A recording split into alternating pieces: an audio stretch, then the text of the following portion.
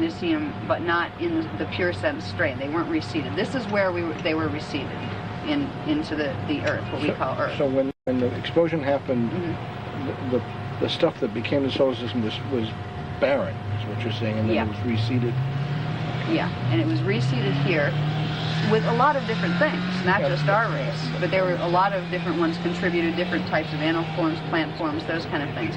Most of them did come from the second harmonic universe, where they would bring patterns in and reseed them down here to create a version of them in the lower harmonic in order to bring life and more productivity to this area. But they have said that in our solar system there was life on different planets, such as Mars, such as Venus, and Jupiter, I believe they said, and definitely Nibiru. So there were cultures, but they weren't our cultures. Some of them were Anunnaki, completely, like that didn't have anything to do with the Tyrannissiums. Some of them were other ones from the first harmonic universe, because even in our harmonic universe, not in our solar system right now, but way out in our galaxy, there are planets that do sustain life in various different forms, some of them biological. All right, but for tonight, what I'd like to keep focused on is basically just how we got here and where we came from. There's a million questions that can be asked, with this stuff in the solar system, and I'm going to try to stick to where I'm going with this so I can get to the end, which gets into us personally. Okay. Okay, so about 250 million years ago, the electric wars, they call them, were fought, and the planet was again made a mess of for, I believe they said, several 100,000 years passed before it could again sustain the experiment, but at least they won the territory, and they sat through waiting for the Earth to become hospitable again, where it could sustain life. And the Syrian Confederation, basically, is what won those electric wars. They fought with various factions, one of them called the Dracon, which are from the Vega star systems. And they have D3 versions of Dracon, and they also have first harmonic versions of Dracon, and also second harmonic versions. So these wars did take place way before we were here. They won back the territory, and then they seeded what's called the T2 race, the Tyrannissium 2. That's us. Tyrannissium 2 were the 12 tribes, or what are considered the 12 tribes of the human race. About 2,500,000 years ago, they were brought here and reseeded on the planet.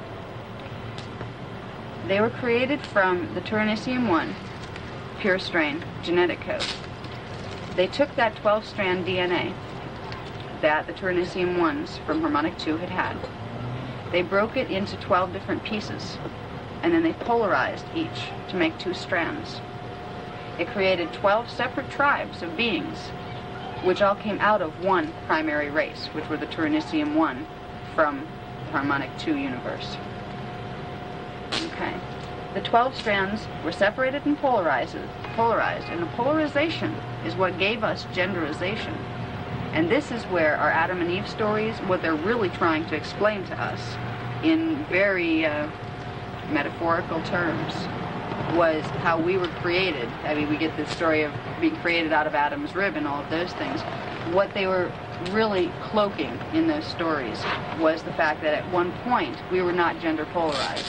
And in the beginning of life on our planet here, planet Earth, when our Tyrannissium 2 race was seeded here, we, Adam and Eve, were thus created out of the one primary strand of DNA. So you have 12 tribes, each with one strand of DNA, polarize the DNA, and you have 2 genders operating through each of the 12 tribes. Okay. Right, the purpose of the 12 tribes was to evolve over a long period of time in the first harmonic universe, to reassemble, slowly reassemble through the gene pool and through the progression of races and evolution over very large expanses of time.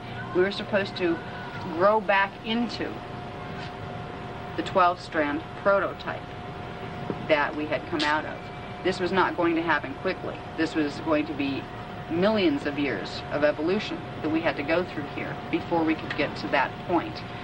We were kept under very close eye by the Elohim, and we were messed with by the Anunnaki. They decided, we'd rather use them as like kind of slave labor and that kind of thing. So the Anunnaki and the Elohim had a falling out.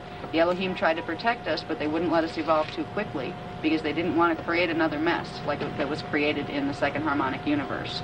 So we were actually repressed in a lot of ways. they did something. Our gene code started to evolve, and it started to evolve rapidly. We started to build a lot of those, put together a lot of the separated gene codes that were in the original 12 strand. And they took out, the Elohim took out of our gene codes certain key elements that would allow other gene codes to plug in. They didn't remove them completely.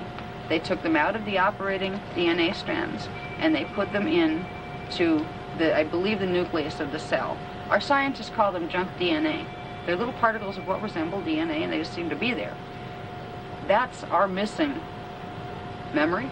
It is our missing DNA. It's not missing. It's just unplugged. The Elohim were the primary force that created this distortion. It's a genetic mutation that was done to us on purpose to make us evolve less quickly, because they were very, very concerned. They watched us again in our race since we were seeded on this planet. Again, certain parts of us went into animal digression. We interbred with animals, some parts of us, and distorted the gene code again. So we were creating distortions in the gene code. The Elohim did not want to see that distortion added to the acceleration and building back into the 12th strand, because God knows what it would create. It would create some kind of very powerful possible monster. So they unplugged us in order to try to rebalance and purify the genetic strain. They didn't do it in a real fair way, though. They had certain favorites that had certain of the Turanicium 2 races, the 12 tribes, had more of the Lyran strain of the Turanicium gene codes within them. They favored the Lyrans because they were the founders, and the Elohim were very close to the Lyrans. So they weren't really fair to a lot of the other 12 tribes that didn't contain, that didn't carry more of the Lyran strain. So a lot of there's information coming out now in our times through some communicated, not my channeled material or anything like that, but other people's channel material, that the Elohim were actually a negative extraterrestrial force. They were, but they weren't. We would not still be alive today if they hadn't been here, because they kept our gene code alive when we almost digressed this time through animal interbreeding to the point where we would have completely negated ourselves again. So they did keep us going, but they have repressed our evolution to some degree, out of protection for the rest of the universe, basically. And they are trying to help us now. They are willing to communicate. They are willing to help us understand the process. But they have a very strident set of spiritual rules before they will allow certain things to happen. And they are a force to contend with. People, a lot of times in our world, don't realize these beings are real. They seem like mythological creatures from our ancient history. Our ancient history sometimes knew more about what was taking place in the second harmonic universe. They knew it existed, and we don't know that yet. So the stories, sometimes it's good to listen to some of the old stories about the Elohim and the other things, because they are real, and they're describing real extraterrestrial races from Harmonic 2 that are still influencing us today. Okay, let's see. Okay, so basically, we were put here to evolve over a long period of time. Through this process, all of the souls that fell, this was the fall of man, we fell from Terra down into this system, we would be able to evolve back up into the second harmonic universe, back into our proverbial heaven, where we had come from. This was done in a way where the 12 tribes were broken into what's called 7 root races. Okay? These root races would not appear all at the same time on the planet. First one would come, and then the next one that had a higher genetic code would come, and then the next one with a higher genetic code. And it would progress until the highest, the 7th, would finally come, and that would have the ability to embody the full 12 strands of DNA. All right? There were 7 root races, and there were 5 what they call cloistered races. The cloistered races, and they haven't given me the names of all of these, only one. The cloistered races were special in that they were allowed to hold within their genetic code the whole pattern of what they call the silicate matrix, the 12-strand DNA pattern. So at any time when these 7 root races were evolving, there would be at least the presence of one cloistered race that would keep alive in the gene pool the full 12-strand DNA pattern. They were guardians. The cloistered races were appointed as guardians of the original prototype, and they would appear within each phase of development. There are races today among us who carry the silicate matrix. Okay? Now, each of us carry some part of the silicate matrix, because the silicate matrix is basically the Turinicium 1 genetic strain. Each of us carry some part of it. But the ones who are of cloistered families, of genetic lines, will carry more portions of it. Very few people on the planet right now carry all of it, but some are very close. Okay? The 7 root races. Now, these are names that several of the Guardian groups call them different things, which is not useful to me because it makes it more complicated. They said that these names were used elsewhere, so go ahead and use those rather than try to translate some of their more strange-sounding names. They called the first race the Polarians, and the second race the Hyperbornians. Both of these were not as physical as we are right now. They were more of like a ghost-like composition of matter. They were conscious and they lived as a race and they had the reality in the first harmonic universe, but they were not as fully physical as we are. The first fully physical race they call the Lumanians, and they said it's not the Lumerians, it's the Lumanians. They existed for a period of time here on the planet, and they didn't give me the dates. They've just given me this material, so I don't have a lot of the technical data on dates and where they were and all that. But these were the first ones to appear out of the reseeding of the Turinicium 1 race. When the 12 tribes were seeded, this was the first physical race to appear on this planet. And they evolved for many thousands of years, I believe. The next root race were the Atlanteans. Now they call them these because on Terra there was a place, I believe it was called Lumia and Atlantia, and that's where these strains came out of. The first root race carried a stronger version of the genetic codes from the Lumia Terra strain, and then the Atlanteans carried the Atlantean one. So there's a connection to these root races and the races of Turinicium that had been on Terra. Alright, the 5th root race is called the Aryans. They didn't tell me why it's called that, and it's not the Aryans as Hitler described it. It has nothing to do with that. It is who we are now, all of us. And I mean, you know, every race that's on the planet now is part of the Aryan root race. And we represent the 5th stage in the processing of the 7 root races on the planet. We technically have 2 more to go as souls, which means most of us would experience reincarnation within the 6th root race and then in the 7th in order to build into our consciousness the full 12 codes that would allow us to remanifest ourselves within the 2nd harmonic universe. But there are shortcuts, and that's what we're going to get into tonight. We don't necessarily have to evolve. It would probably take, they said, about 20,000 years to go through these other 2 root races as a species. It will take the species that long. There are things happening with the planet that may cut the experiment short. So they're teaching us how to accelerate this process. So we do get a chance to evolve back into what we once were, Turinicium. Okay, they call them the Maruvians. These are just beginning to come into being here. There are humans that are carrying what they're calling Maruvian codes within their gene structures. They will have a bit more easy access to things we call psychic abilities, to strange abilities that seem, you know, superhuman compared to us. The souls that are able to hold that kind of gene code are just starting to come in. Some of them are being born now as babies and that kind of stuff. It will take many, many years for that to be the dominant race. Right now the Aryan race is the dominant race. What they call the Paradisians, some people here call it the Paradisians, I've heard of it before, theirs are actually the Turiniciums. That will be the 7th. When we finally get to the point where we have evolved into the 7th root race gene code, we will be back to what we are. Because the cloistered races, who have kept within our gene pool the whole time, the original pattern, once we have hit the 7th root race, we'll be able to plug in all of the genetic codes that are carried by the cloisters, and we will transmute ourselves as a race over large expanses of time back into the Turinicium 1 prototype that we came out of. We don't really have to worry about doing that right now as a race, because it's not going to happen for a very long time. But there are things that can be done to accelerate the process for each one of us here, and that's what's exciting about it. We are not as far removed from our DNA as we think we are. We have more control over what it does than we're taught by science. Science doesn't understand the chelantic element to DNA, which was covered in the first 2 classes, a bit of that, where we got into, the structures that DNA is composed of.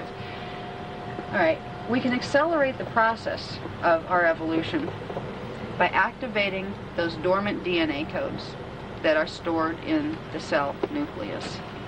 There are certain things we can do to begin this process. One of the first things we need to do in order to clear our present genetic strain, to be able to make this transmutation into the higher genetic strain, is we have to clear out the mutation that was done to us by the Elohim, and also a few others that were done to us by some other extraterrestrial groups that just decided to mess with the species and see what they could do a long time ago. There are certain genetic distortions we carry right now that we need to get out of our way in order to begin plugging in the rest of our DNA. Okay. Now, I won't kid you and say it's an easy process. It's just 1, 2, 3. Here's what DNA looks like and here's what you have to do. There is a lot of work that has to be done to get your mind to the point where it understands, first of all, what process it's a part in. But, okay, let me see what I'm doing here for a minute. I want to make sure I didn't lose anything. I just want to throw this in here. It was a little note that I made that really doesn't apply to anything. In the Bible, they mention the Nephilim. They have said, the Guardians have said, that these were actually giants. They were mutations created by the Anunnaki, the Syrian Anunnaki fathers, that had mixed with the Atlantean and Aryan Earth mothers. So these were actually a real race of beings that walked here too. And there was a series of energy things that happened to the planet that created floods that did wipe them out, and the Elohim did it, because they created a race of very intelligent beings that were making the human race totally subservient to them, and they got rid of them. So they were real. It was not just a little, Bible story there. That was a real race that was causing a problem with our race.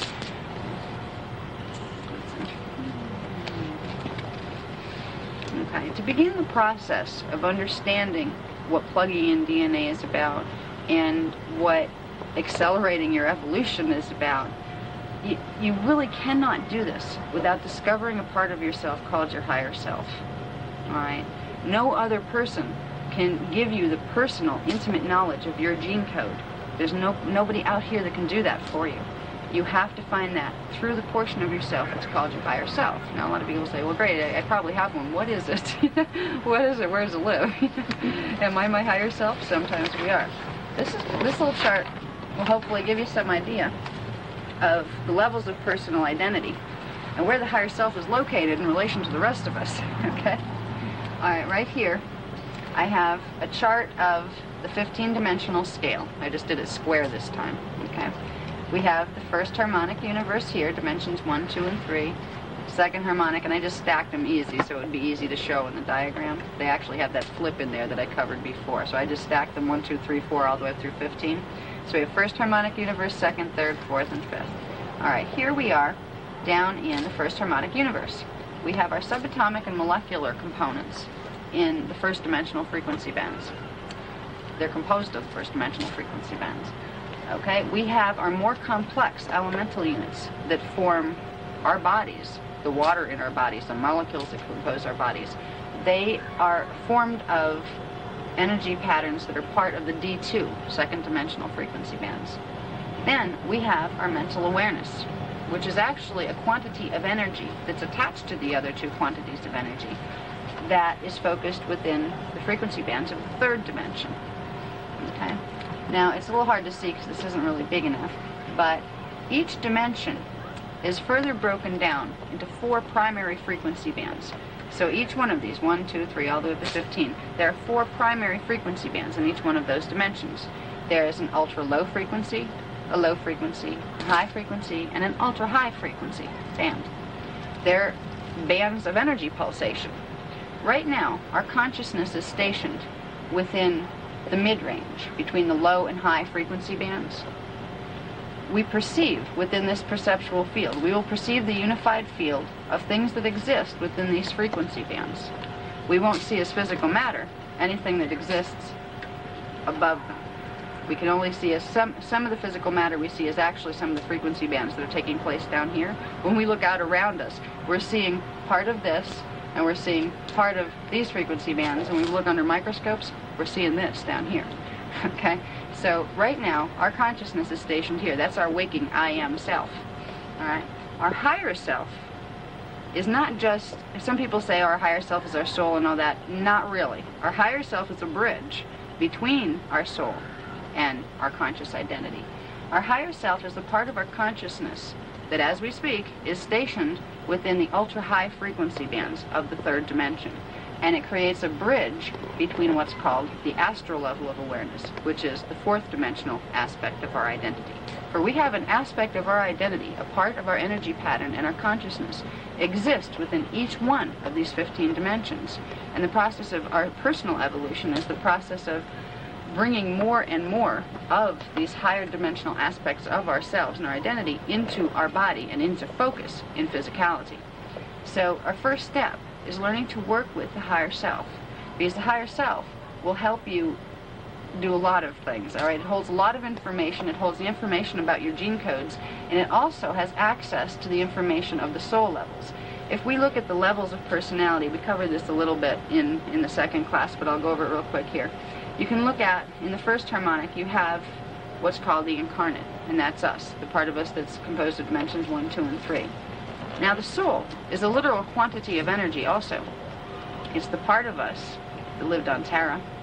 It's the part of us that is still focused. There's still an energy imprint within the second harmonic universe, even though our bodies are no longer there. There's still an energetic imprint of us left there. It's called our soul.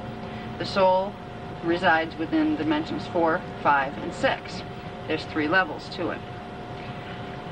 In harmonic 3, which is dimensions 7, 8, and 9, that would be the place where what we call the oversoul is located. And these are all parts of our personal identity that each of us are connected to right now. In fourth harmonic universe, we would have what's called the avatar level of identity. After you get past the 7th dimensional aspect of identity, you are dealing with energy identity. It is no longer able to be housed in a biology or in a matter-clad system. It's pure energy consciousness. It would appear as a blazing sun if you were to be able to see it from here. So our avatar level of identity is in the 4th harmonic universe, and what they call our rishi level of identity is in the 5th harmonic universe. What is interesting is after we get past the 7th level, we are no longer singular identities. We become part of the planetary logos, the planetary spirit, the identity of the planet, and then the galaxy. And eventually, we actually evolve as a consciousness to know ourselves and our I am presence as being the entire 15-dimensional matrix. We know ourselves as the unified field. And it's at that stage that we're ready to go home to God, because we start to realize that identity is one in many, all at the same time. I am is actually a plural concept when you get up into these dimensions. But for right now, we're going to just concentrate on the higher self, because the higher self is the bridge from where we are focused right now on a waking level to all those other aspects of identity in the higher dimensions. And there are many ways, there's many good programs out there besides ours as far as how to work with the higher self. And I suggest everybody look into them, because they're exciting, work with them, you will find results.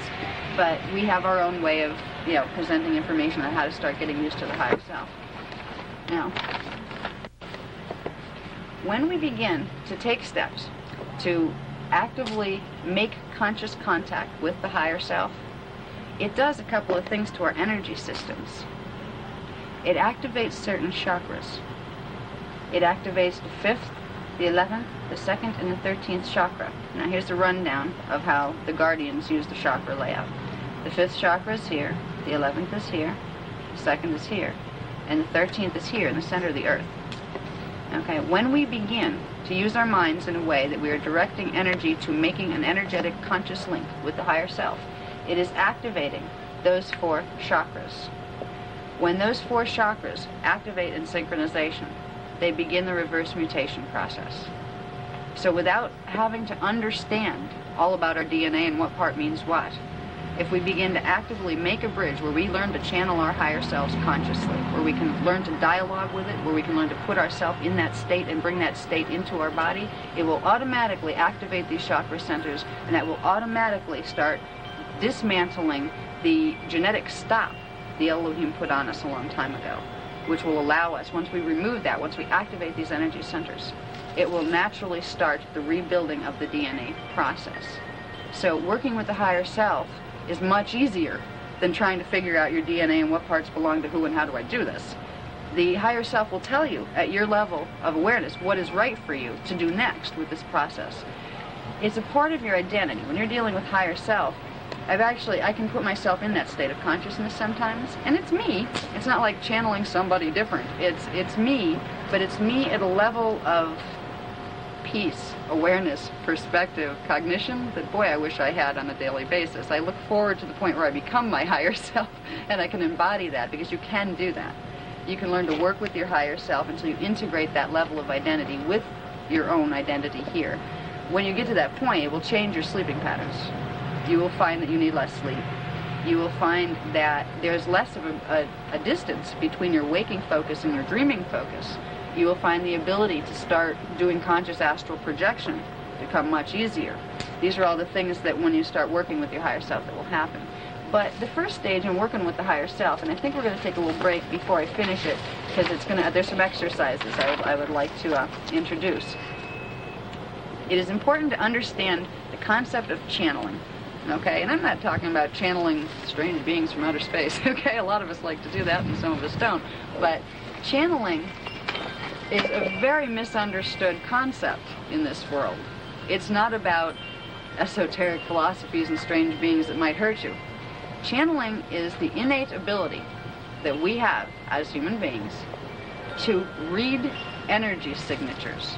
Everything around us right now is composed of energy units called particle, which we got into in the first class. Just knowing that all of this is energy, if you close your eyes and pretend you don't see the shapes and the forms, you'll get a feel there that you can still feel it around you. You can feel the people, maybe not see the shapes, but you feel it. You are feeling the energy fields around you. When people channel, whether they're channeling a plant, because you can channel plants, or channel, you're laughing at me, or if you're channeling some great being from the stars, you're doing the same thing when you're channeling. You are bringing an energy signature into your energy signature, and it is interacting with your energy signature, and it is translating through your neurological structure into language and image patterns that are familiar to your biology. You are taking energy transmissions and translating them into linear language and perception. That is what channeling is about. It's nothing scary. It's nothing, God forbids, it's nothing bad. A lot of people try to make it this big bad thing. It can get you in trouble if you don't know how to use it. Because if you don't know what energy you're bringing into yourself, yes, you can cause yourself some trauma. And anyone that teaches channeling or reading of energy signatures will teach you how to protect your energy fields from doing that. And it's just awareness. It's not that there's big bad things that are going to get you. It's just being aware of your own energy fields and being responsible for what you will allow into them and what you will not. So when we get back into this, I'm going to teach you a little bit. You're probably going to think I'm very silly. I'm going to do a couple exercises with you that are geared toward just getting you used to, first of all, sensing subtle energy, turning your mind into a direction. We usually just don't think about doing this, of sensing subtle energy patterns. We're used to thinking about, I see this and this means this. If we learn to use our thoughts in a different way, we can learn to sense those energies that we can't see. And as we learn to sense the energy of objects and things here, this will teach us the skills neurologically that we need to begin sensing the different levels of our higher self. We will learn to channel our higher self. The more we learn to sense energy, the more we learn to translate energy through our bodies. So for now, I think we better go in before we get rained on. You can take a short break, and then we can, continue with the exercises inside. There's 5 little exercises I'd like to do, and then we'll wrap it up for the evening. It's not going to rain. It's just... Okay, and now that we're back from break, we're going to go into the last phase of the class here. I'm not going to run it too long because a lot of people seem to express being tired or that they want, had to go places this evening. So I'm going to do a couple energy sensing exercises. These exercises are being brought to you in order to help you to begin sensing subtle energy fields, because if your objective is to begin opening to your higher self and to that portion of yourself that we described before that was in the ultra-high frequency bands of the third dimension, if you want to begin bringing that level of consciousness into your waking consciousness, you do need to be able to know what it means to sense subtle energy. Because at first, when you begin to bring that part of your awareness in, there are sensations in your body that will take place, but they will be very subtle. What you are doing is you are bringing higher frequency energy into the body structure and into your neurological structure. So I want to begin with introducing you to opening to the higher self by teaching you first what it feels like, what I'm talking about when I say subtle energies, and teaching you just a little bit of mental focusing with the little physical props, the crystals that we have each chosen, that will help you get the feel of what a subtle energy is. What we're going to do in the first exercise is we have each selected 2 crystals. They're all of different types, and every person chose one as they felt like they wanted to pick that particular set of crystals. We are going to first, in our exercise, first I'd like you to get comfortable, but to sit with your spine as straight as possible.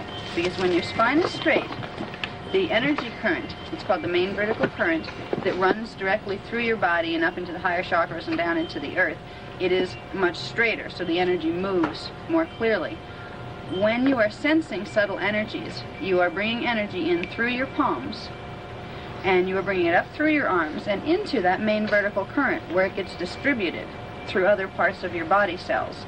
And that's where you will get a sense of the energy field that you are sensing. So when your main vertical current is straight, when your back is straight, that holds your main vertical current straight, it will allow a smoother line of transition for the energy that's coming through your palms from the items you're holding to move into your system for translation. So whenever you're doing higher self work, you can do it without adjusting your body posture, but it is very helpful to adjust your body posture to accommodate the most easy flow of energy. So back straight, I sit with my legs crossed, and some people don't. Some people prefer to put their feet on the ground with the chakras in the feet right on the ground. That may be a better method for some people. I'm just very uncomfortable in that position, so I sit this way. So in our exercise, once we get our posture adjusted to a comfortable level of straightness, just take a few deep and relaxing breaths, just to clear ourselves a little. I'm going to start talking a little bit slower now, because I've been talking pretty quickly through the rest of the presentation. Just take a few breaths, just to relax. Now, I would like you to begin by becoming aware of the crystal that you're holding in your left hand. First, I'd like to open your eyes and look at the crystal. Look at it up close. See its contours and its shape and its color. Just become familiar with it in visual terms.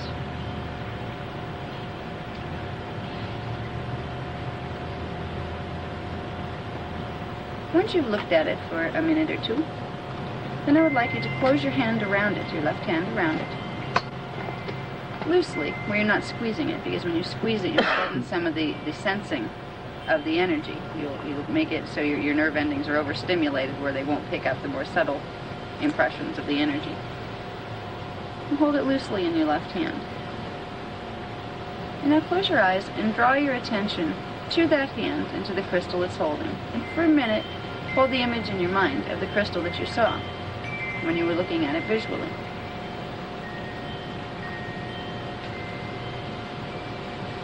Breathe deeply. Now imagine a current of energy moving from the middle of your brain, right behind your eyes, right around where your sixth chakra would be. Stream of white light moving down through your main vertical current that runs through the center of your body, down to the center of your breast area, then detouring over to the left and down the left arm, down into the left hand. Picture that line of white energy, creating an energy field around the crystal that you are holding. Try to feel the reality of this energy image that you just created, for you did create an image in energy. You've created an energy signature that you have now wrapped around the energy signature of which the crystal is composed.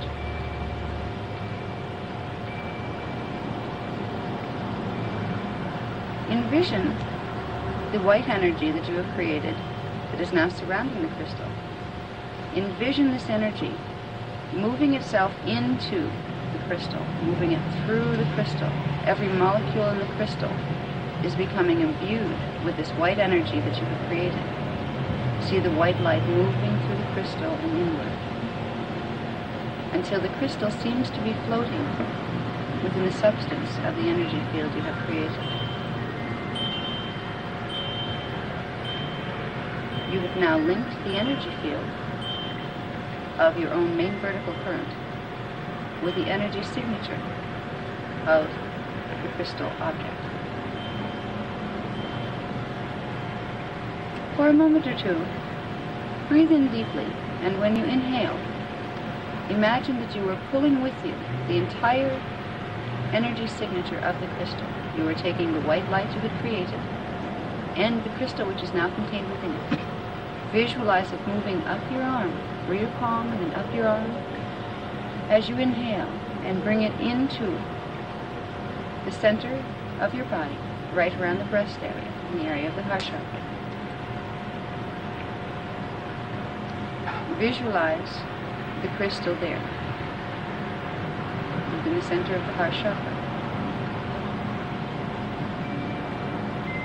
Now, from the crystal's position within the heart chakra, push out the energy field that you have made and expand the pattern of the crystal's energy through every cell in your body.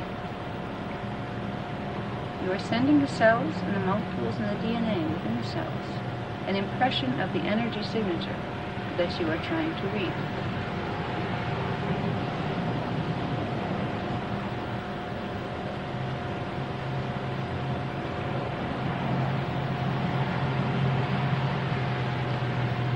Now, relax your mind a bit and gently focus your awareness, not crisply but very gently, as if you were looking at something out of the corner of your mental eye. Focus your energy toward the physical crystal that is in your hand. Try to feel the energy, the reality of its energy field. It is unique. Every item that you will ever pick up in your hand is unique from every other. It has its own very special energy signature. Feel the energy of the energy signature vibrating in your palm. Let it come to you. Become aware of the subtle energy field that sits in your hand with the object. Feel the weight of the object sitting upon your palm. Feel the texture of the object as it rests against your skin. Is it rough or smooth? Is it cool or warm? Become aware of these sensations.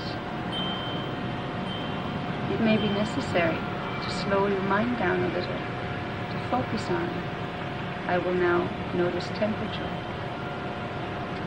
I will now notice texture. When you slow your mind down and point it at observing specific qualities, you will get a more accurate reading of the energy signature that you are trying to understand. So for a moment now, be with the crystal that you hold in your left hand. Try to feel its reality as strongly as you can. Try to feel yourself as part of it, and it is part of you. It will become more real to you as you do so. We may not have time this evening to reach the level of awareness in which you would begin to feel the merging of your energy field and that of the crystal. For sometimes it takes time to train the mind to loosen itself and loosen its focus in this way. But for now, just become aware of the sensation of the crystal. You may feel heat radiating from it. Some of you may feel coolness radiating from it. It depends on the crystal that you hold.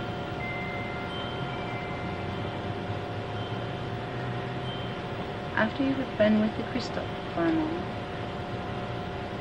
then switch your attention to the crystal that you hold in your right hand.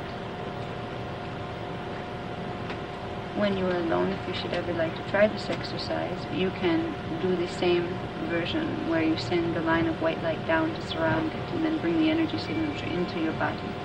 But for now, just the intent to do so will be a shortcut that we can use. We will focus on just the feel of the crystal in your right hand. Feel its weight. Feel its texture. Feel its temperature. Feel if there is a fuzziness of energy that you might feel around it, for most crystals do emanate such a fuzziness of field. Be with the crystal in your right hand for a moment.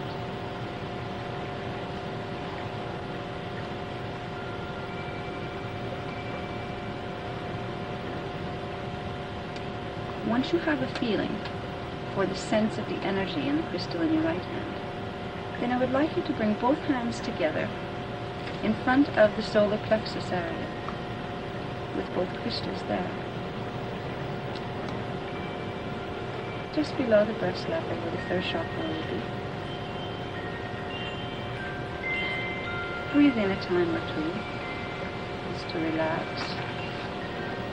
Breathe the energy of the crystals into your third chakra.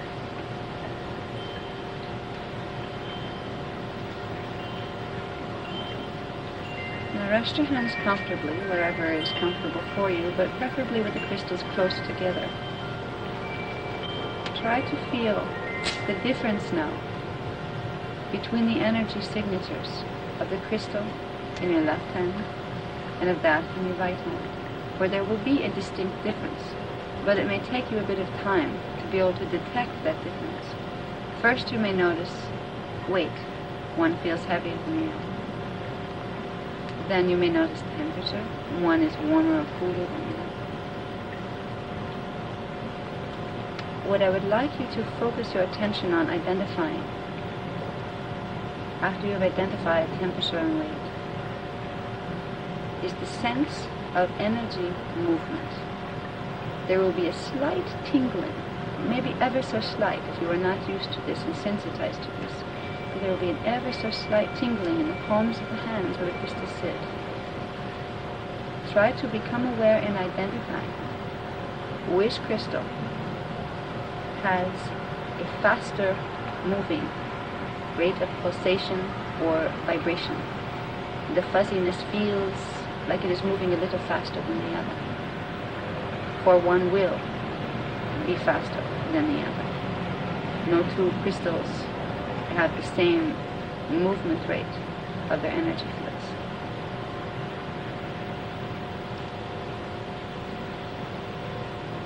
If you can identify which crystal has the faster moving field of energy around it, you have taught the neurological structure and the nerve endings in the palms of your hand a new trick. You have taught them to become sensitized to vibrational movement. You will be able to tell which crystal has a higher vibrational pattern once you can sense the rate of movement. Once you learn to do this with crystals, and crystals are very good because they carry a very strong energy signature with them, so they are very good teachers in that other objects you may hold may not radiate a field strong enough for you to sense when you are just beginning. But if you can learn to differentiate between the rate of vibration, that very subtle energy movement that is radiating from each of the crystal objects, you can also apply this to many other things. You can, once your palms have been sensitized to identifying energy signatures in this way, you can hold two food items in a grocery store do, and hold 2 tomatoes of the exact same visual appearance. And you can find out which one has more life force energy within it. Because your palms will be able to feel the fuzziness, and which fuzziness moves faster than the other.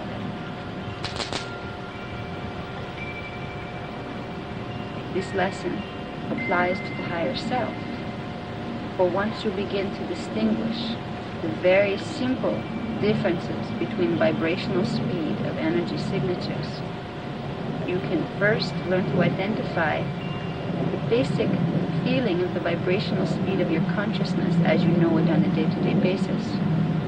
And you will be able to identify when the energies from your higher self begin to enter your system, for they will feel to around the areas of the head, in the shoulders, and sometimes in the brain itself. They will feel just like that faster moving field from the crystal that vibrated just a little faster. You will feel a slight difference, a slight tingling. If you do not become sensitized to noticing these very subtle differences first, you may find that when you start working with, I want to open to my higher self, I bring my higher self in, your higher self will respond and it will begin sending more energy to you. But if you're not used to sensing the energy signatures, you may interpret this as fatigue or stress or jitteriness. You'll feel this energy bouncing around. It may make you feel a bit confused or unfocused. You won't realize that it is in response to your request to work with the higher self. So if you become aware of the differences between energy fields and their movement, even on a subtle level, you will begin to be able to notice when you feel that extra influx of energy coming in around the shoulders, around the head, around sometimes even the solar plexus, when the higher self is responding to your request for more communication. Eventually, with energy sensing techniques such as this, you will learn to translate the energy signatures you are getting into linear language and images. You will be able to take each of the crystals and hear them talk. For you will take that energy signature and run it through your neurological structure. And your neurological structure will put on the language patterns and patterns of imagery that make sense to your conscious mind. That's how we will learn to channel a crystal. That's how you can learn to channel a plant, another person, a guide from another universe. And that's also how you learn to channel your higher self. It's all about energy signatures. So for now, we'll bring us back to focusing out here in the outer world. And I'd like to just talk for a moment to see if anybody had any experiences with the feelings of the crystals. Did people notice the differences? I did. Okay, how many people noticed the difference in the feelings of the crystals between the two of them? You know, there's a change in the heat or the warmth that I feel. It's just more warm on the left side Okay. than on the right. There's still a little bit more like little distraction, you know, from the so many things going on and the extraneous.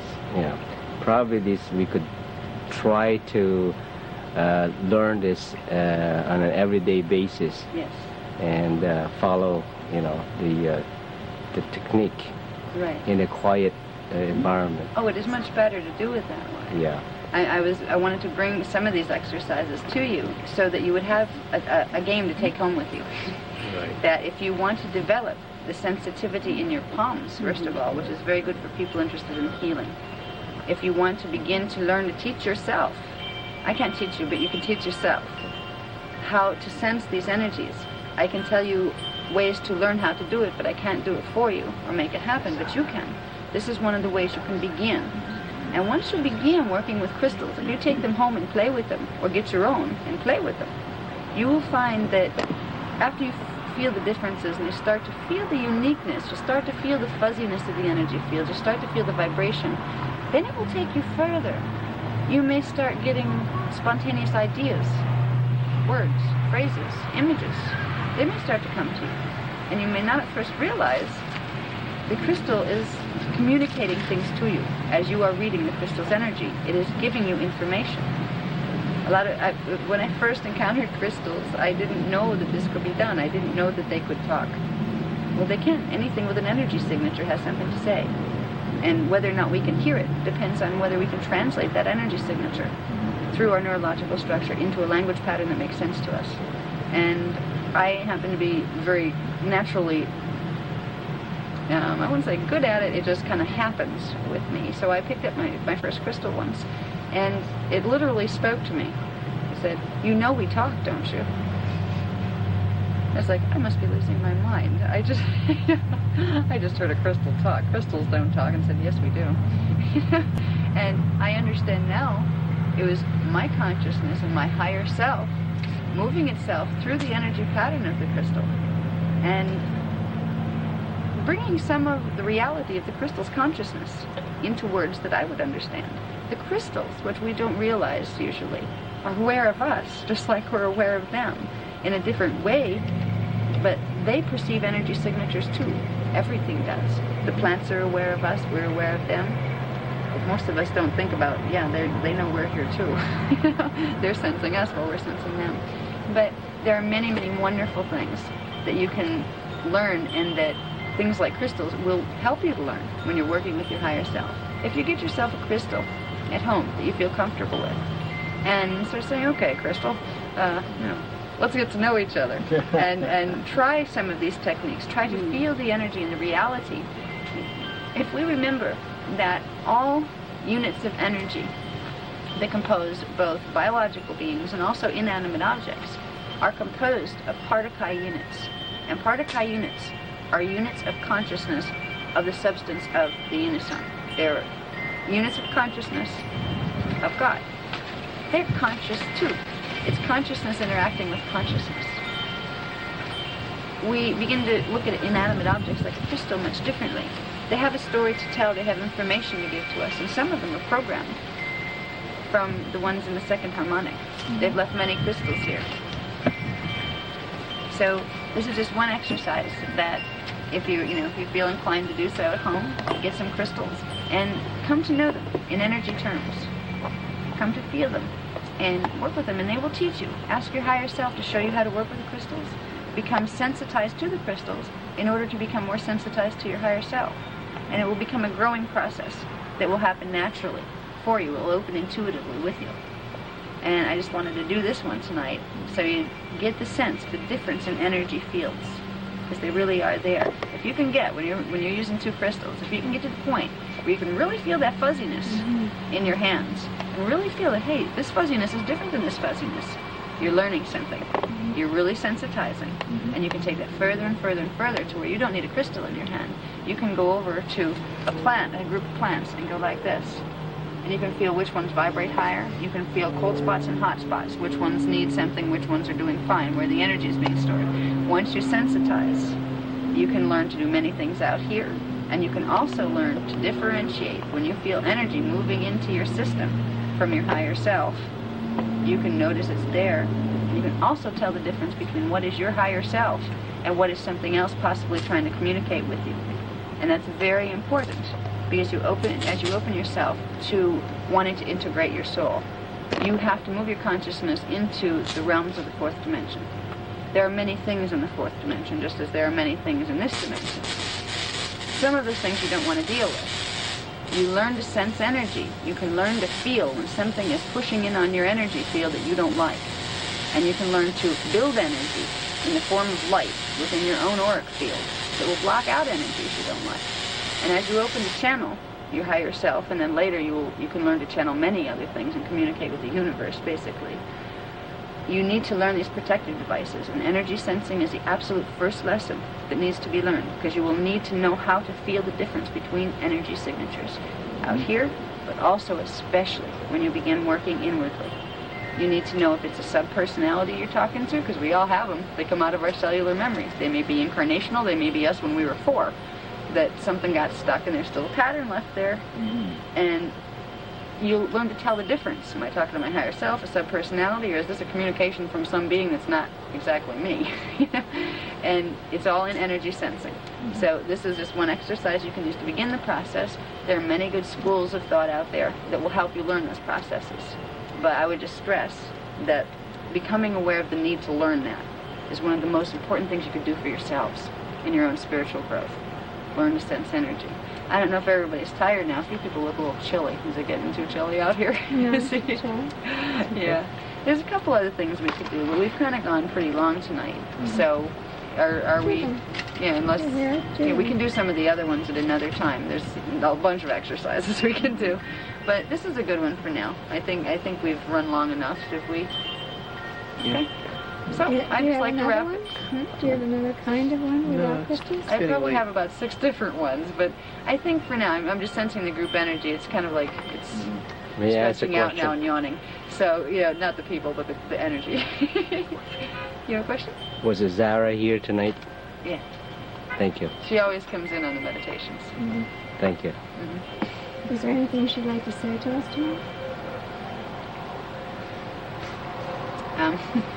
No, we're not going to do that tonight. Good. No, she's just observing tonight, and she handles the meditations. We have an agreement that when Azara comes through and helps me with the classes, her job is to just run the meditations off the top of my head.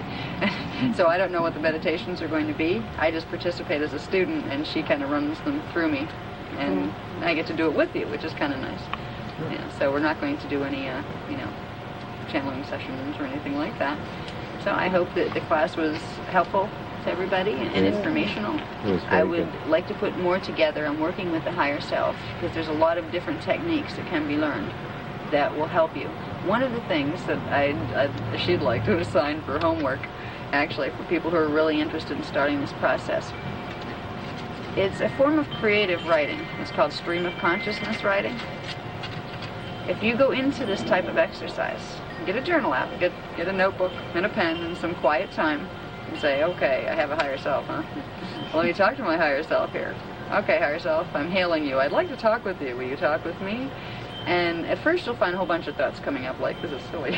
I'm talking to myself and I'm expecting an answer, oh boy. Yeah, you'll have to move through that point where your ego self is saying, like, this is silly, we're not conditioned to believe in this higher self to begin with. Get that out of the way a little, and then let the stream of consciousness start to move through you. Ask your higher self a question on anything. Doesn't matter what it is, but a serious one that you don't have the answer to. And write it down, and say, okay, higher self, what do you think about this? If you play this game with yourself for a while, it may be instant or it may take a little while, but you will start to find a vein of answer coming, even though it's not your main channel of focus. You'll be like, oh cool, I didn't know I knew that. Where'd that come from? You will begin to process another channel, and that's why they call it channeling. It's like having a radio or a TV, where you're switched on to one station, but we can operate like those TVs that have the little boxes where you can watch several different channels at once. Our brains can do this. We can learn to bring in some of those other channels. Creative writing is a very good way to do it, where you ask questions of the higher self and just spontaneously let whatever comes to mind flow out the pen. Bless you. And don't be surprised if in some of you feel a shudder run down through your arm and the pen want to go by itself. Let it go. Nothing's taking over your body. It's not possession. It's your higher self energy coming through and tapping into the neurological structure. Okay. When you're working with your higher self with that intent, you will be protected. There is a veil of protection that goes with this. You haven't bridged the gap into the fourth dimension yet, so you don't have to worry about getting in trouble or running into astral problems while you're working with just the higher self. It's only when you start expanding into the incarnational memory and the soul memory that you have to cross that bridge. The higher self will get you across that bridge. So feel safe working with it. Trust it. Let it come out and play. And sometimes you'll find subpersonalities, me at 4 or me at 6, or maybe incarnational personalities will start to flow some information through. But if you can use this homework, the creative writing process, you might be amazed at what comes through and how much information you have. Questions you never thought you had answers to, you may find the answers to, and even more. And it's a wonderful interior guidance tool. Once you can access that level of verbal translation, either in writing. For me, the writing came first. It was much easier for it to come through me and into writing than through me into, like, speaking, or even, like, telepathically listening to, my higher self or other beings that communicate through my higher self. So it's the beginning of the process, and I thought you might like to try it. So I guess we're done for the evening. Thank you all very much for coming. Thank you. Good night.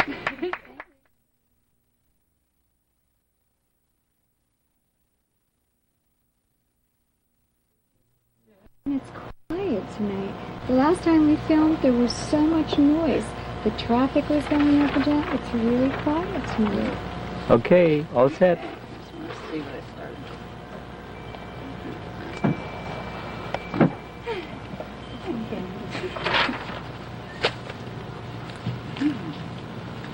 I guess we're ready. I see you didn't have to use your new pad tonight. No, I limited Don't myself. read without the box of some of those Markers. markers. Yeah, I hope I can present this in some kind of intelligent format here, because it's a tremendous amount of information, and to analyze it in 3 days and get it summarized is a little bit much. So I'll do my best with it. And I hope I can get the meeting across there. And people aren't seated yet. Can we wait till they're seated? Sure. Wait, hold it. Ribbon, hold it. Kyle? Remember what I said? Okay. Well, thank you all for coming this evening. This evening I would like to present some information to you that is very, very new. It was given to me about 3 days ago, and in order for me to convey to you the importance of the message that was given to me, I need to take you through some history on certain things that have appeared now and then in our mythological stories and things that have emerged within our history that nobody really knew if they were real or not or what they represented. I was given information recently that made sense of a lot of things for me, and I'm hoping that by the end of this presentation I can get that meaning across to you, at least in a small way, so you can understand the significance of the information that has been given. Okay, in the last class we got into a little bit about the very early history of our lineage, and that no, we didn't come out of apes, that we had started our evolution on a planet called Terra about 560 million years ago, and Terra was located in something called Harmonic Universe 2. So we'll pick up from there in this class, and then through the course of our discussion tonight, I'll bring you up to the present time and the new information that was given to me that directly affects what is happening on our planet right now. Okay, just for a quick recap, this is a very quick diagram of a 15-dimensional matrix. All right, have dimensions 1 through 3, 4 through 5, 4, 5, and 6 actually, 7, 8, and 9, 10 through 12, and 13 through 15. All right, the only thing we need to know for this discussion this evening is that each group of 3 dimensions creates something called a harmonic universe, and reality fields take place within that harmonic universe. Now, right now, our Earth is positioned in what is called harmonic universe 1. It's composed of the frequency patterns of dimensions 1, 2, and 3. When we speak of our origins as beginning on Terra, all those many years ago, we're talking about harmonic universe 2, which is the reality field that takes place in dimensions 4, 5, and 6. It's a higher vibrating universe than what we're in right now. What we are going to get into tonight is what our relationship is to that planet Terra that's in the second harmonic universe, and how our planet Earth ended up down here in the first place. For we need to understand those things if we are going to understand the significance of certain other material. The material this will lead into tonight is called something the Secrets of Amenti. The Secrets of Amenti go way back through our history, through the Egyptian period, but even further back than that. And many people at different times were aware of something called the Halls of Amenti, but very few people knew what they were or what they represented. They just knew they were very secret, and they were guarded within the metaphysical traditions of many different philosophies, but nobody knew what they were or why they were important. In understanding our relationship between Terra and Earth, we'll be able to begin to understand what the Halls of Amenti represent. And in order to understand the significance of the information I was just given, it is going to be important to know what Amenti represents. Now, I will let the cat out of the bag in the beginning of the discussion, and then I will lead you back through a trail of why this is important and what it means to us today. I was told several days ago that something called the Ark of the Covenant had sparked. And I said, what is that? And what does that mean? Because my communicators seemed very, very excited about this. And it meant nothing to me on a conscious level.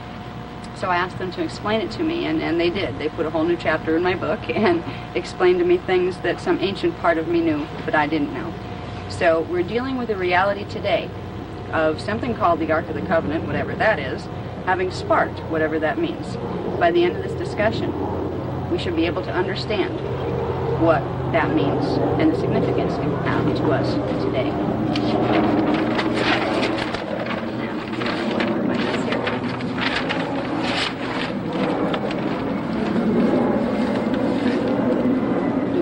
Quick run on history here. We covered a little bit of this before in the last class, but I'll just start there and work our way up. About 560 million years ago, on the planet Terra, the second harmonic universe, a race called the Tournisiums were seeded by a large group of intergalactic beings from the harmonic 2 universe and also from the higher harmonic universes. There are 5. The beings that are in harmonic universes 3 and up are not in physical form anymore. They're evolved consciousness that are in pure energy form. So these beings from the higher harmonic universes motivated some of the beings within harmonic universe 2 who do have some form of physicality to create an experiment together in which a new race strain could be created. This race strain was very special because it was intended to be able to hold the whole energy pattern of an oversoul, not just a soul.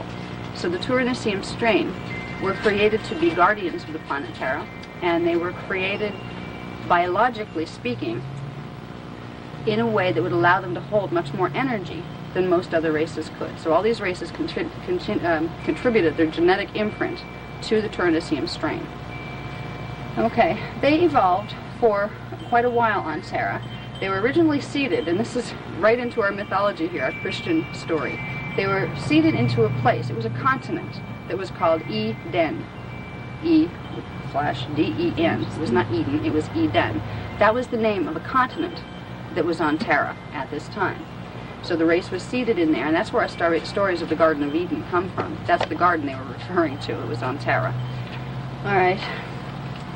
Now, the Terran races evolved for about 8 million years, doing quite well. There were 12 sub-races within the racial strain, and they all carried the 12-strand DNA package. They were gods compared to us. They didn't reproduce like we do. They reproduced by fission or budding, where they could just replicate by combining energy fields. It was an awesome type of existence to be a Tournisium. They didn't die. They didn't have to. If their consciousness became bored with being in a body, they would simply demanifest it and leave. Okay. About 8 million years after they had evolved into very, very sophisticated cultures on Terra, there were interactions from other stellar groups from Harmonic Universe 2. They would visit, they had an open stellar community, just like we have a lot of cities where lots of people pass through. Well, lots of intergalactic communities would pass through Terra at that time. By 8 million years ago, they started to digress because their gene codes got mixed with the gene codes of some of the other star people that they weren't originally intended to blend with.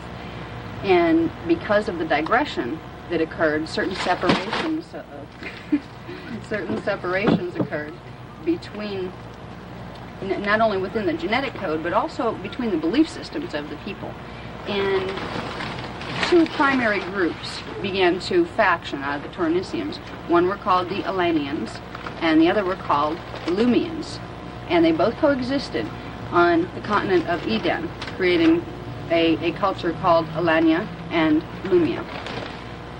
The Alanians became, because of their more exaggerated intermixing with stellar groups, became much more aggressive than the Lumians.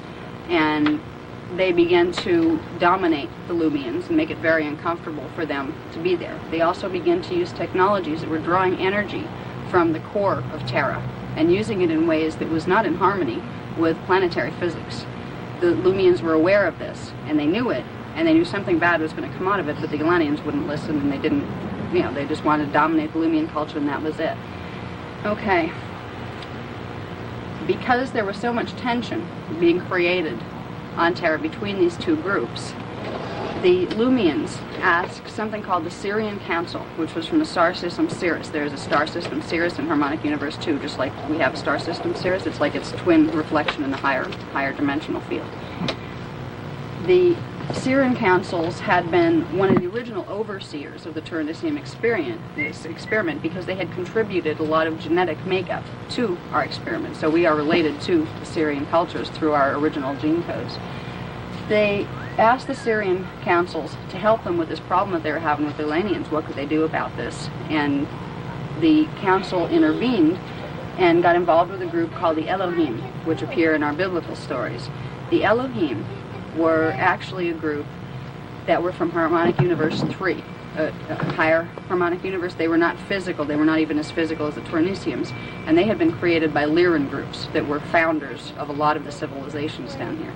So the Sirian Council and the Elohim got involved with the Lemanians or the Lumians that were having a problem with the Elanians on the continent of Eden. What came out of that was something called the Covenant of Pleiador, and the formation of a group called the Pleiadorians.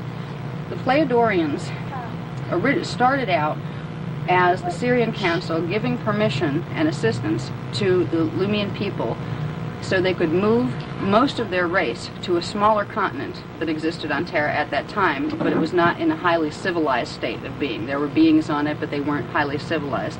So through the Sirian Council and the Elohim, the Lumians were given a way to get away from the Elanians and evolve in their own. They moved most of their people across the seas, and they took them to this new continent, and they named that continent Mu, and that's where our legends of Mu come from. They were not from Earth, they were from Terra, all right? There were other series of events that paralleled the Atlantean and Lemurian dramas that did occur on Earth, but Mu was on Terra, and that was that level of that part of our history. It came from Terra. Okay, so for quite a while, the Lumians evolved on Mu. They created something called the Council of Mu and set up their own governmental structures and all that kind of thing. They also set up something called the Priesthood of Mu, which was, priests were male or female. They didn't make a gender distinction. But they were very focused on adhering to and teaching of the sacred law of one, which was unity consciousness, the understanding that we all come from the same source and that we're all related and have to work in harmony. So these things were set up, and they evolved for quite a while. But there was a problem with some of the strains, just like a lot of the Elanians had mixed with the interstellar groups, so had the Lumians. So they didn't have a pure 12-strand DNA code anymore, and it was continuing to digress. So the Elohim and some other groups got involved, and they interbred with them, and they created a race called the Saras. The Saras basically purified the Lumian genetic code, so that race could continue to evolve rather than digress. Well, okay. At a certain point in the evolution of the people on Mu, there were things called the Syrian Rebellion broke out, and this broke out in Alania. The Alanians were run by something called the Templar Solar Initiates. They were a group of spiritual and political beings that were appointed originally by the Sirian Council to run things in Alania. Well, they decided to side with Syrian Anunnaki groups, which were a seed Syrian race, and the Syrian Anunnaki were rebelling against the Sirian Council, and they were trying to take over their own Sirius planetary system. The Templar Solar Initiates from Alania got involved with this and decided they would rebel against the Sirian Council too, and they would use power any way they wanted to. So the Syrian Rebellion broke out, and great hostilities broke out between the people of Mu and the people of Alania, because the Templar Solar Initiates wanted to take Mu and put it under their dominion. So there was many years of, I think there was about 40 or 50,000 years worth of this constant battle and push-pull between these two races. Finally, at one point, the Lumians were able to see, and the Saras were able to see, that there was going to be a catastrophe that happened in the future because of the way the Elanians were using power from the Earth core. And they tried and made petitions to try to convince them to stop this. They tried to get the Syrian Council involved to stop it, but nobody could stop them. They were going to do what they wanted to anyway. Knowing this was going to occur, knowing that there was going to be a major explosion in the planetary grid that would very possibly wipe out all of them, they had to form another plan of what they could do. So the Lumians and the Saras and the Elohim and the Syrian Council and a number of other ET races that were sympathetic to this cause, including the Pleiadians from Harmonic Universe 2, got involved in something called the Covenant of Pleiador. This was a rescue mission that was designed before a rescue needed to be. They knew the event was going to occur, so they devised, before the event occurred on Terra, they devised a plan by which the souls that were lost, the people who were killed in this explosion of the grid, whose vibrational rate would fall and their soul essence would fragment into pieces all over the place down in the Harmonic Universe 1, they knew this would happen. And they knew they would have to be able to bring those souls back up, or they would be stuck in Harmonic Universe 1 from now until eternity. So that was part of the reason why they formed the Covenant of Pleiador, was to allow those souls that got trapped in time in the first Harmonic Universe following the explosion on Terra to evolve. But there was also another reason for the formation of it, and it gets into the physics of planetary grid structures. If you have a planet that is in, say, Harmonic 2, and part of that grid blows off, what that means is part of the morphogenetic field, the form-holding pattern for that planet, has been ripped away. In the case of Terra, the parts of the morphogenetic field that got ripped away ended up in Harmonic 1 universe. Once they emerged there, they separated into 12 different pieces and began to pull energy to them. It's a process called accretion, and they formed planetary bodies. They formed their own little solar system down in Harmonic 1 universe. But that left Terra without a portion of its morphogenetic field. Now, I won't get too much into the structure of how the Harmonic universes relate to each other, but basically, upon entering the 15-dimensional matrix, what is created at the same time will be a morphogenetic field for whole planetary systems in the higher dimensions, and then from dimension 7 down, in the 3 harmonic universes, you will have one version of the planet in the 3rd harmonic universe, another version of it in the 2nd harmonic universe, and another in the 1st harmonic universe. So there's an evolutionary process that takes place here as planets ascend. It's dimensional ascension, and what it means is pulling in frequency into the grid pattern, and a grid pattern is made of chelons, which we talked about before.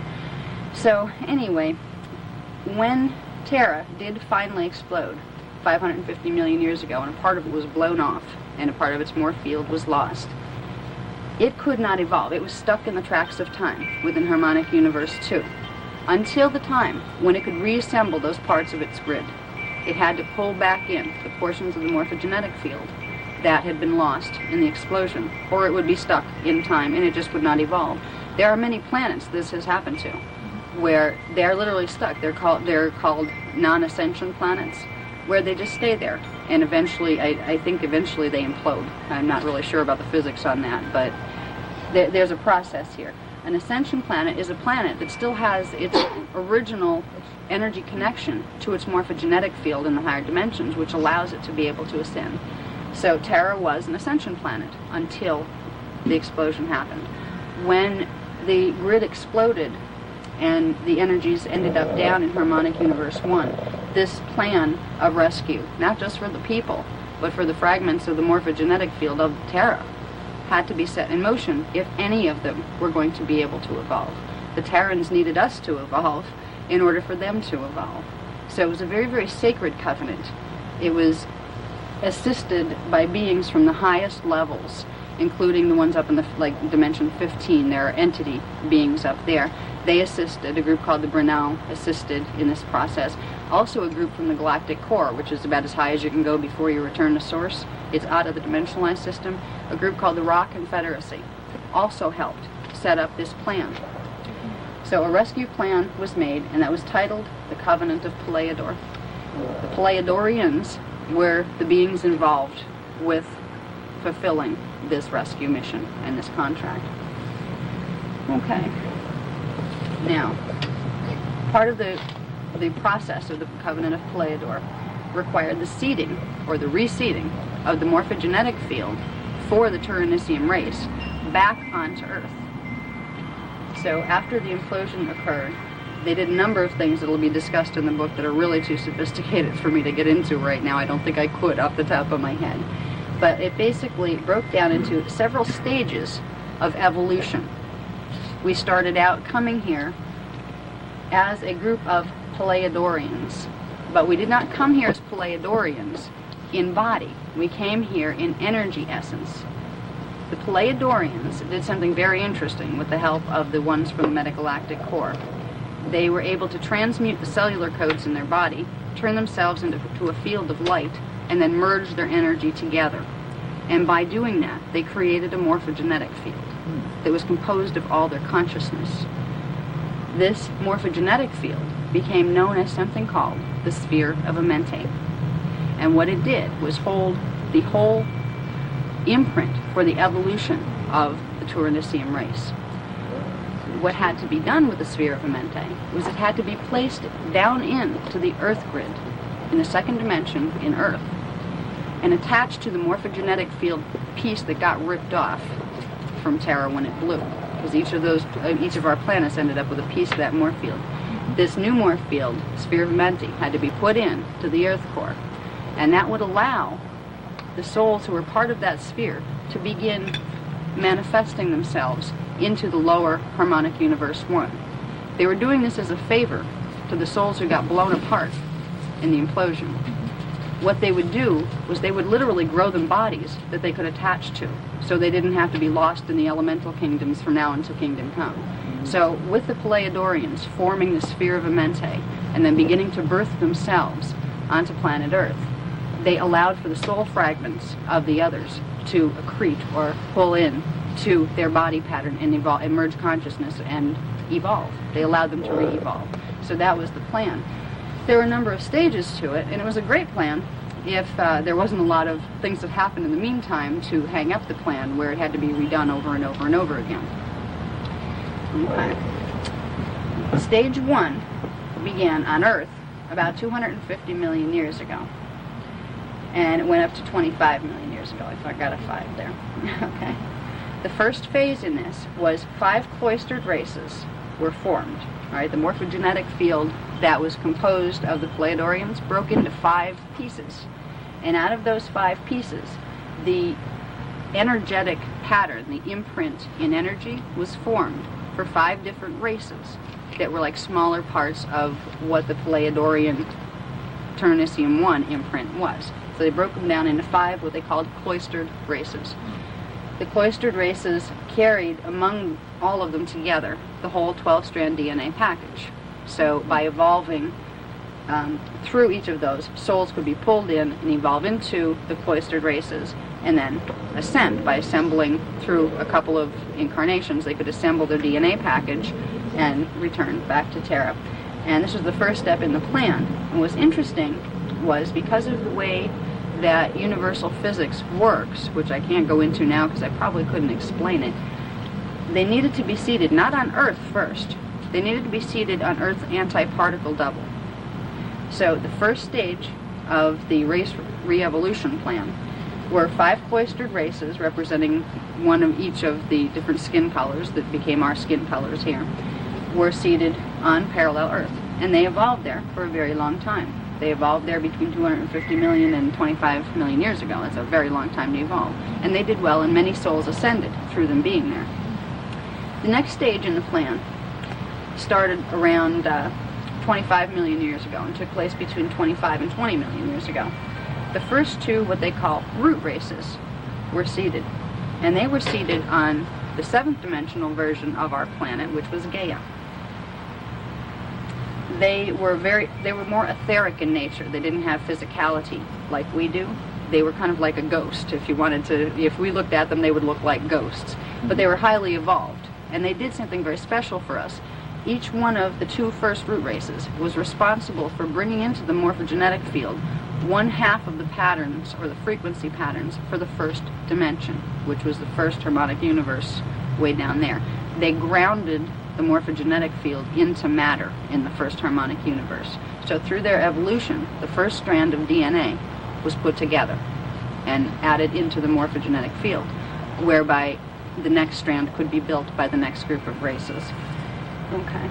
And there's a very strong correlation between DNA strands and dimensions that I may get into this time or not, but it will be in the book. You know, it's kind of complicated to try to explain it. Okay. So the two etheric races evolved on Gaia. The next stage, stage 3, began about 25 million years ago, around the same time that this was. It was something called the Halls of Amenti. And this was a very closely guarded secret for many, many years, especially in ancient Egyptian times, because they knew what it was. Okay? Along with the Halls of Amenti, there was something called the Staff of Amenti. Now, I'll try to explain what the Halls of Amenti are. If we remember, we called the Sphere of Amenti, that was the name we gave to the morphogenetic pattern that was set by the Pleiadorians and put into the Earth core, which gave consciousness from the Pleiadorians the ability to manifest through the Earth core and into manifestation on the Earth planet.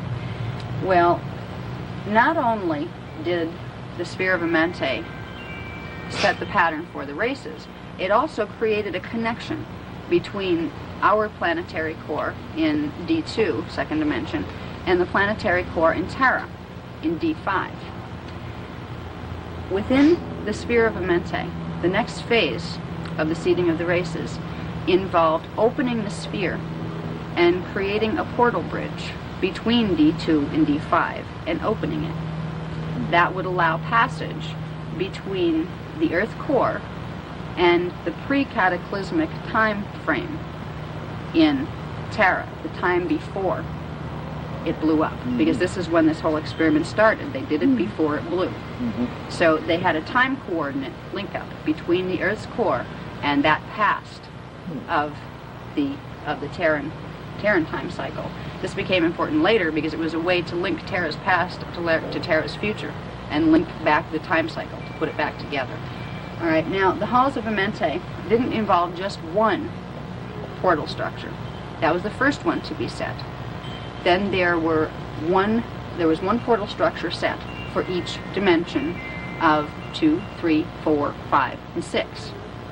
So in the Halls of Amenti, the halls represented 6 portals altogether. The 6 portals, one of the main one was the one that connected Earth core to pre-cataclysmic Terra, and the other 5 connected into each dimension, which meant, now dimensions work like time frames. Okay, if you're in D2, that means you're in a specific space-time location within the time matrix. So what the Halls of Amenti did was create a time portal structure between each of the different various times in dimensions 2 up through 6, where those portals could open into the main portal, beings could evolve back and forth through them, and it would eventually link the past and the past and future of Terra, so the time cycle could be restored. And through this process, the Earth grid would be able to emerge back into Terra. And all of the planets in our solar system are also attached to this whole process. Okay, so the main thing with the Halls of Amenti were they were the literal portals that beings needed to pass through. Once they got here, the souls here had to pass through the Halls of Amenti to get out of here. If you were a person who wanted to ascend back to God, you had to go through the Halls of Amenti. There was no other way to leave the first harmonic universe. So the Halls of Amenti were very important because they held our promise of ascension, not only to what we used to be as Turnisians, but beyond that. We couldn't evolve, if we couldn't evolve back to our original morph field, we couldn't evolve beyond it. So the Halls of Amenti were set. Then there was something that was called the Staff of Amenti that was created. The Staff of Amenti was a portion of the whole morphogenetic field that was stored in Terra. Now, a planet stores its morph field in its core. Okay, Terra had what was remaining from its morph field in D5. Because of some of the pole reversals and very intense things that happened after the explosion there, Terra could no longer hold the energy field of its morph field inside of itself. It would have imploded. It had to be removed. and the Elohim and the much higher councils became involved in this. And they literally took a piece of Terra's morph field. They took the whole thing out, broke it into 12 pieces, and put one piece of each of that morph field into the morphogenetic fields at the cores of all of the planets, the 12 planets down here. So they linked the ones that blew up back into that one by putting the original morph field back in to the smaller pieces. And eventually they would all evolve back up together into Terra, and meanwhile Terra draws energy from them, or it wouldn't be able to hold its form. Okay? So the staff of Amenti is something that's called a blue flame. It represents the frequency patterns of our portion of Terra's morphogenetic field. It is our connection